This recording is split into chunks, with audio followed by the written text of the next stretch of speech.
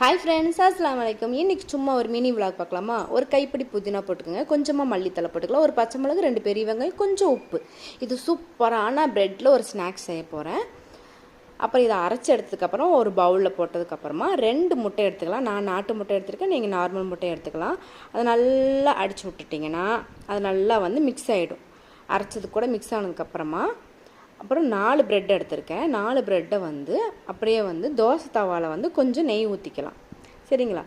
ஊத்துனதுக்கு அப்புறமா அந்த ஒவ்வொரு பிரெட்டையும் அந்த அரைச்சு வச்ச மேல முட்டையெல்லாம் போட்டு அதுல வந்து இப்படி ஒரு பரட்டு அப்படி ஒரு பரட்டு போட்டு தோசை கல்ல ஒவ்வொண்ணா வச்சு லைட்டா ஆனா சிம்ல வச்சு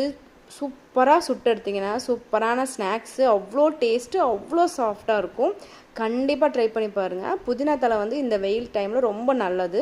இந்த மாதிரி செஞ்சு கொடுத்தீங்கனா குழந்தைகளுக்கு எல்லாத்துக்குமே ரொம்ப பிடிக்கும் கண்டிப்பா ட்ரை பண்ணி பாருங்க ரொம்ப சூப்பரான ஸ்நாக்ஸ்